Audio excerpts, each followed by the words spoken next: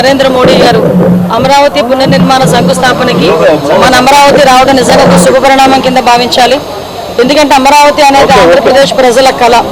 ఆంధ్రప్రదేశ్ ప్రజల కళల రాజధాని అమరావతి. అమరావతికి ఆ రోజు శంకుస్థాపన చేసిన తర్వాత మాక్సిమం అక్కడ వర్క్స్ అన్ని కూడా మనం ఒక అసెంబ్లీ ఏర్పాటు చేసుకోవడం, సచివాలయం ఏర్పాటు చేసుకోవడం, ఇంకా అన్ని కార్యక్రమాలు కూడా మనం అక్కడ హైకోర్టు ఏర్పాటు చేసుకోవాలనుకోవడం, ఇవన్నీ కూడా మనం చేసుకున్న తర్వాత ఆల్ ఆఫ్ సడన్ విధ్వంస పరిపాలనకు తెరలేగింది. మీ అందరికీ తెలుసు 2019 నుంచి 24 వరకు విధ్వంస పరిపాలన. అది కూడా ఏంటంటే ఒక ప్రజావేదిక కూర్చివేత నుంచి స్టార్ట్ చేసి అమరావతి విధ్వంసానికి కూడా ఆ రోజే బీజం పడిన పరిస్థితి. చాలామంది ముఖ్యమంత్రులు ఒక టర్మ్లో చేసిన తర్వాత నెక్స్ట్ టర్మ్ వచ్చిన ముఖ్యమంత్రి కంటిన్యూ చేస్తారు. కానీ గౌరవ చంద్రబాబు నాయుడు గారు ఆ రోజు అమరావతి మన రాష్ట్ర రాజధాని కింద అసెంబ్లీలో డిక్లేర్ చేసిన తర్వాత ఆ రోజు కూడా అప్పటి ప్రతిపక్షంలో ఉన్న జగన్మోహన్ రెడ్డి ఓకే అయిన తర్వాత కూడా అమరావతిని మ్యాక్సిమం బయటకు వచ్చిన తర్వాత 3 రాజధానులు అని చెప్పి ఒక కొత్త కథకి తెరలేపి ఓవరాల్గా ప్రాంతీయ విద్వేషాలు రెచ్చగొట్టడానికి ట్రై చేశారు. కానీ అమరావతి ప్రజలు కానీ ఆంధ్రప్రదేశ్ రాష్ట్ర ప్రజలకి కూడా అమరావతి రాజధానిగా ఉండాలి ఒక సెంటిమెంట్గా భావించుకొని వైజాగ్ ప్రజలు సైతం కూడా అమరావతి రాజధానిగా రావాలని కోరుకునే పరిస్థితి కనిపించింది. ఇదంతా కూడా అమరావతి ప్రజలకి అమరావతి రాజధానిగా రావాలని చెప్పి వైజాగ్ ప్రజలు కూడా అనుకునే పరిస్థితి కనిపించింది మనకి. ఎందుకంటే ఆ రోజుల్లో మనకి వైజాగ్ను ఒక రాజధాని కింద చేస్తాం, కర్నూలుకో రాజధాని చేస్తాం, ఇక్కడ ఒక రాజధాని ఉంచుతామని రకరకాల పుకార్లు పెట్టిన పరిస్థితి నుంచి ఆ రోజు మనందరికీ తెలుసు అమరావతి రైతులు ఎన్నో త్యాగాలు చేసిన అమరావతి రైతులందరూ కూడా రోడ్ల మీదకి వచ్చి వాళ్ళు న్యాయ పోరాటం చేస్తే వాళ్ళ మీద కేసులు పెట్టిన పరిస్థితి. ఆఖరికి అమరావతి రైతుల మీద ఎస్సీల మీద అట్రాసిటీ కేసులు పెట్టిన పరిస్థితి. అమరావతిని చూడటానికి వస్తామని చెప్పి గౌరవ ముఖ్యమంత్రి చంద్రబాబు నాయుడు గారు ప్రతిపక్షంలో ఉండేటప్పుడు ఒక బస్సు యాత్ర చేస్తే బస్సు మీద రాళ్లు రువించిన పరిస్థితి. అదేంటని అడిగితే భావస్వేచ్ఛ ప్రకటన అని ఒక పోలీస్ ఆఫీసర్ చేత పలికించిన మాటలు. ఇవన్నీ ఎందుకు గుర్తు చేస్తున్నానంటే ఈ రోజు ఇంత వైభోగంగా అమరావతి పునర్నిర్మాణ శంకుస్థాపన చేస్తున్నామంటే దీని వెనకాతల చాలా మంది కష్టం ఉంది. ఆంధ్రప్రదేశ్ ప్రజల తాలూకా కష్టం ఉంది. అమరావతి మహిళా రైతుల తాలూకా ఆవేదన ఉంది. అమరావతి మహిళా రైతులు రోడ్డు మీదకి వస్తే పోలీసులు కాళ్ళతో తినని పరిస్థితి కూడా కనిపించింది.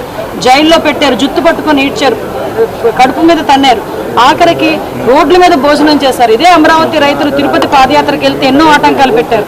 ఇదే అమరావతి రైతులు అటు అరసవెల్లి పాదయాత్రకు వెళ్తామంటే రామచంద్రాపురం దగ్గర వరకు తెలియదు అటు అడ్డుకున్నారు. వీళ్ళందరి మీద ఒక్కొక్కరి మీద నిన్న చెప్తా ఉంటే 120 కేసులు 130 కేసులు ఉన్నాయి ఒక్కొక్కరి మీద మొన్నటి వరకు కూడా. అంటే ఈ రోజు పరిస్థితి చూస్తూ ఉంటే ఇంతమంది రైతుల తాలూకా ఆ రోజుతో న్యాయ పోరాటం చేసిన న్యాయ పోరాటం, గౌరవ చంద్రబాబు నాయుడు గారు చేసిన న్యాయ పోరాటం, మన పవన్ కళ్యాణ్ గారు అదేవిధంగా నారా లోకేష్ గారు వీళ్ళందరూ కూడా కంకణం కట్టుకుని ఎట్టి పరిస్థితులను ఆంధ్రప్రదేశ్కి అమరావతి రాజధానిగా ఉండాలని చెప్పి ఈరోజు మళ్ళీ అమరావతికి ఈరోజు కేంద్ర ప్రభుత్వం కూడా సహకరించడం నిజంగా చాలా పరిణామం కింద భావించాలి. ఈరోజు అమరావతి పునర్నిర్మాణానికి కేంద్ర ప్రభుత్వం సహకరించింది. అదేవిధంగా నరేంద్ర మోడీ గారు ఈరోజు అమరావతి పునర్నిర్మాణ శంకుస్థాపనకి ఇక్కడికి రావటం ఆంధ్రప్రదేశ్ ప్రజలందరూ కూడా పండగ వాతావరణంలో జరుపుకోవడానికి సిద్ధంగా ఉన్నారు. అందరూ కూడా నలుమూలల నుంచి రావడానికి సిద్ధంగా ఉన్నారు. దానికి సంబంధించిన ఏర్పాట్లు ఎలా ఉన్నాయని ఈరోజు చూడడానికి రావడం జరిగింది. ఓవరాల్గా రాష్ట్రం అన్ని మూల నుంచి వచ్చిన ప్రజలందరికీ కూడా ఎక్కడ ఎటువంటి ఇబ్బంది లేకుండా, ట్రాఫిక్ ఇబ్బందులు లేకుండా, అదేవిధంగా వాళ్ళకి ఎటువంటి అన్ని సౌకర్యాలు కలగజేసి ఈరోజు గవర్నమెంట్ కూడా ఈరోజు సిద్ధంగా ఉన్నాం. రాబోయే మే 2వ తారీఖున జరగబోయే అమరావతి పునర్నిర్మాణ శంకుస్థాపన అనేది అంగరంగ వైభవంగా జరుగుతుంది. ఒకటి చెప్తున్నానండి, చాలా మందికి నేను మళ్ళీ నిన్న కూడా చెప్పారు, సొంత ఇల్లు అన్నది ఒక కళ ప్రతి ఒక్కరికి ఇక్కడ. అటువంటిది మన రాష్ట్ర రాజధాని ఈ రోజు వరకు కూడా అమరావతి అంటే రాష్ట్ర విభజన జరిగిన తర్వాత కొత్త రాష్ట్రం ఏర్పడిన తర్వాత మన రాజధాని ఏది అంటే క్వశ్చన్ మార్క్ పెట్టుకునే పొజిషన్లో మొన్నటి వరకు ఉండి ఈరోజు గర్వంగా అమరావతి మా రాజధాని అని చెప్పుకునే పరిస్థితికి తీసుకొచ్చాం.